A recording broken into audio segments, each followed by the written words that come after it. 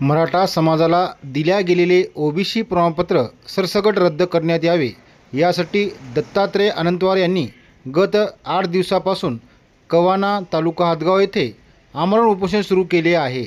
त्यांच्या उपोषणाच्या मागण्याकडे शासनाने कोणतेही लक्ष दिले नसल्याने त्यांच्या उपोषणाला पाठिंबा म्हणून हदगाव व हिमायतनगर तालुक्यातील लाखो ओबीसी बांधवांनी बरडशेवाळा येथे रास्ता रोको केल्याचे दिसून आले। रास्ता रोकोमध्ये मोठ्या प्रमाणात ओबीसी बांधवांनी सहभाग घेत आपल्या भावना व्यक्त केल्याची माहिती हदगाव एक्सप्रेसचे पळसा प्रतिनिधी विकास कांबळे याच्याकडून प्राप्त झाली आहे।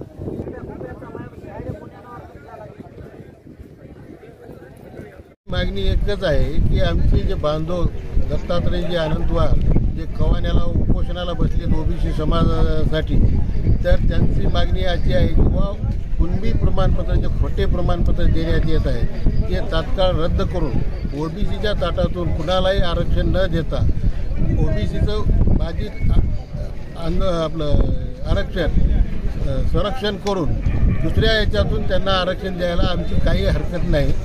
एवढं आमचं या आंदोलनाचं हे आहे। हे आज त्यांचा 7वा दिवस आहे। ते 7 दिवसापासून बिना अन्न पाण्याचं बसले। प्रशासनाचे तहसीलदार फक्त येऊन गेले, बाकी कुणी त्यांना भेट द्यायला आलं नाही किंवा वरिष्ठ स्तरावरून कुठलीही हालचाल होत नाही। तर आमची मागणी अशी आहे की वरिष्ठ स्तरावरून त्यांना लेखी आश्वासन देऊन त्यांना उठवलं तर बरं, नाहीतरी आमचं त्यांनी तर सांगितलेलंच आहे, जाहीर केलेलं आहे की रक्ताच्या शेवटच्या थेंबापर्यंत माझं आंदोलन चालूच राहणार आहे। शासनाने घेतली पाहिजे। यापेक्षाही तीव्र आंदोलन करण्याच्या विचारात आमचा सगळा 18 पगड जातीचा समाज एकत्र येऊन याहीपेक्षा तीव्र आंदोलन करण्याचा आमचा निर्धार आहे। तमाम तालुक्याच्या वतीनं समाज एकवटला आहे। त्याचं कारण की आज 7वा दिवस आहे। दत्तात्रय अनंतवार हे कवाना या ठिकाणी अमरण उपोषणासाठी बसलेले आहेत। तर 7 दिवस झाले की कुठलीही त्यांच्या अमरण उपोषणाची शासनाने दखल घेतली नाही आणि त्यांच्या जे मागण्या आहेत ते रास्त आहेत। ते मागण्या शासनाने ताबडतोब त्यांना लेखी आश्वासन देऊन त्यांचा उपोषण उठवावं, अन्यथा आज ही जे आम्ही रस्ता रोको महामार्गावर केला आहे ती सुरुवात आहे।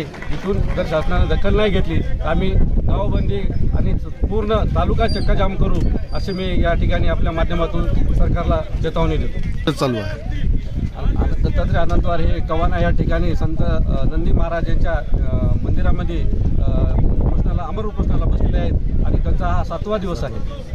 ते नाही का कुठल्याही लोकप्रतिनिधी असो की शासनाचा कुठलाही प्रतिनिधी त्या ठिकाणी येऊन साधी भेटसुद्धा दिली नाही। फक्त तहसीलदार येऊन गेलेत, तहसीलदार साहेबांच्या हातात काही नाही। शासनाचा जो मंत्री आणि कोणी संबंधित विभागाचा कोणी अधिकारी असेल तर त्यांनी येऊन या ठिकाणी उपोषणाला भेट देऊन त्यांच्या काय मागण्या आहेत ते मागण्या ऐकून घ्याव्या आणि लेखी आश्वासन द्यावं असं आमचं सर्वांचं म्हणणं आहे।